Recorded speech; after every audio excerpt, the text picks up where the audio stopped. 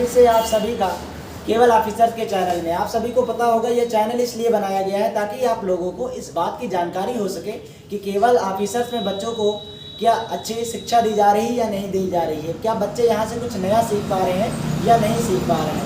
आप लोगों को पता होगा कि आप लोग पहला वीडियो देख चुके हैं दिव्यांशु मिश्रा का, जो क्लास 4 के स्टूडेंट हैं। उसी क्रम में आज हमारे पास अविरल मिश्रा हैं जो क्लास 8 के स्टूडेंट हैं।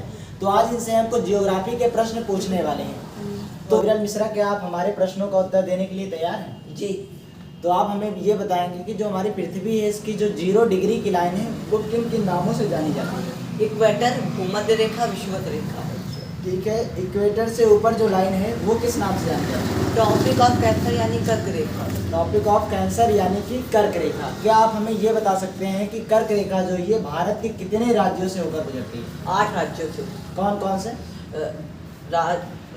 गुजरात, राजस्थान, मध्य प्रदेश, छत्तीसगढ़, झारखंड, वेस्ट बंगाल, त्रिपुरा, मिजोरम। ठीक है, आप हमें ये बताएंगे जो कर्क रेखा है ये कितने डिग्री पर है? 23.5 डिग्री पर। 23.5 डिग्री पर है। ठीक है, आप हमें ये बताएंगे इक्वेटर से नीचे वाली जो लाइन है वो किस नाम से जानी जाती है? ट्रॉपिक ऑफ कैप्रिकॉर्न यानी मकर रेखा। ट्रॉपिक ऑफ कैप्रिकॉर्न और मकर रेखा। यानी कि अगर हम आपसे प्रश्न पूछे मकर रेखा और कर्क रेखा और विषुवत रेखा, इन तीनों रेखा किस रेखा पर बसे हुए देश में गर्मी सबसे ज़्यादा होती है? इक्वेटर की रेखा, इक्वेटर यानी भूमध्य रेखा पर जो देश बचे उनमें सबसे ज़्यादा गर्मी होगी। ठीक है, आप हमें ये बताएंगे जो एशिया महाद्वीप है ये सभी महाद्वीपों में ये सबसे बड़ा है या छोटा है? नहीं, ये सबसे बड़ा है। ये सबसे बड़ा है। तो सबसे छोटा कौन सा देश महाद्वीप है? सबसे छोटा है ओशिनिया यानी ऑस्ट्रेलिया। ठीक है, ओशिनिया है। तो आप हमें क्या जो एशिया में जितने भी देश हैं क्या उनके नाम हमें बता सकते हैं? हाँ। ठीक है, बताइए।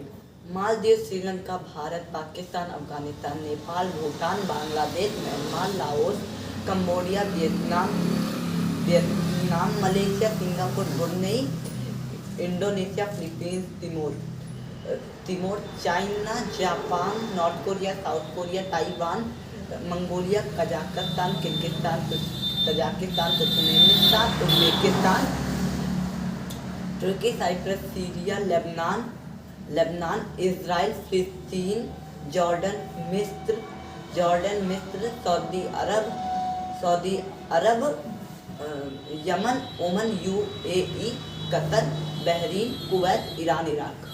ठीक है, आप लोगों ने देखा कि इन्होंने एशिया में जितने भी देश आते हैं उन सबके नाम इन्होंने लाइन से बता दिए। अब हम इन्हीं देशों में कुछ इनको राजधानी पूछते हैं, देखते हैं या क्या बता पाते हैं या नहीं बता पाते हैं। तो आप सबसे पहले हमें बताएंगे कि थाईलैंड की क्या राजधानी है? थाईलैंड की राजधानी है बैंकॉक। ठीक है, और मलेशिया की क्या राजधानी? मलेशिया की राजधानी है कोलालमपुर।